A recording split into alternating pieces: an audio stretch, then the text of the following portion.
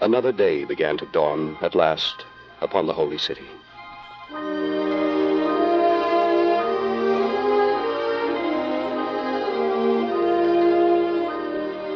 And those faithful women who had been last at the cross were now first at the sepulchre. But Mary, the mother of Jesus, was not with them. In the twilight of earliest dawn, they made their way, with the spices they had prepared, up the lonely hillside to the tomb where Jesus had been laid. In their eagerness, the two Marys, Mary, the mother of James, and Mary Magdalene, hurried a little ahead.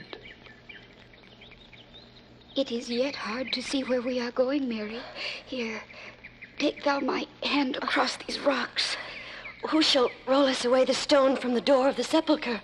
I did hear tell last night that the chief priests asked the governor that they might keep the guard about the tomb.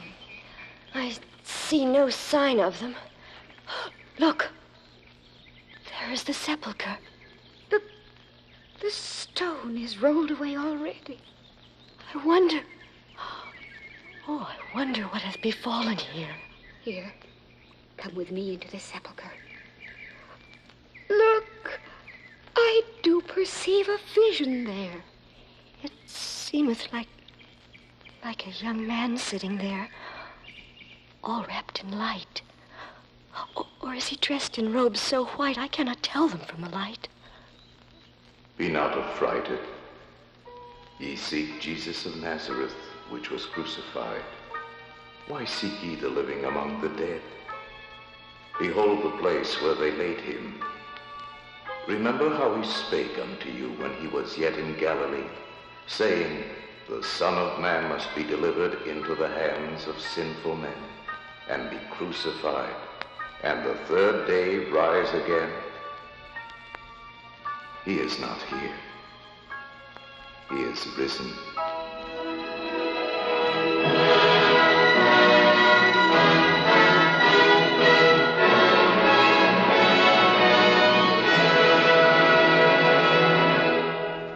Trembling with this tremendous news, the women hurried back through the pale sunrise of the first Easter morning to the 11 disciples. But as St. Luke says, their words seemed to them like idle tales, and they believed them not. The impetuous Peter, though, rose all the same and ran unto the sepulchre. And John not only followed him, but, we are told, outstripped him, coming first unto the empty tomb. Inside, they saw the linen clothes, lying where the body of Jesus had lain, and the napkin that had been about his head was now wrapped together in a place by itself.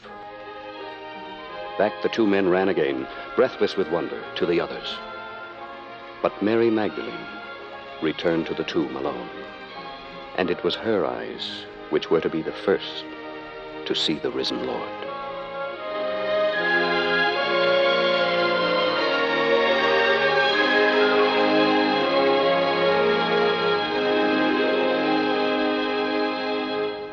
According to St. John, she stooped and looked in the sepulchre, and saw two angels in white, sitting, the one at the head and the other at the feet, where the body of Jesus had lain.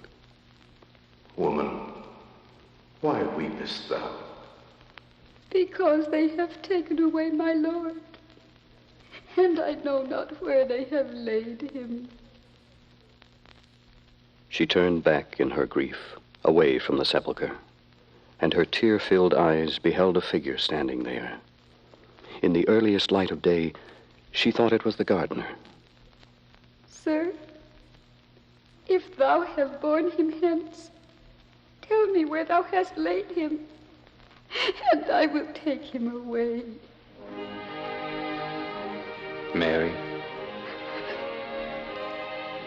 Master. Touch me not, for I have not yet ascended to my Father. But go to my brethren and say unto them, I ascend unto my Father and your Father, and to my God and your God.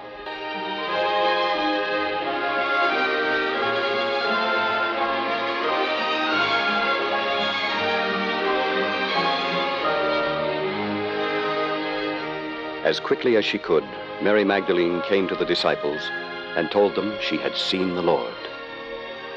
A little later on this day, 2 of the disciples were walking to the little village of Emmaus, some 8 miles or so from the holy city. The sun was high now, and the day full of the sounds of spring. But the talk of these 2 disciples was heavy with grief and sorely troubled. How can we know if what the women said be true? The women are beside themselves with grief. They might imagine many things at such a time. I have been saying to myself what things the Master told us near the end.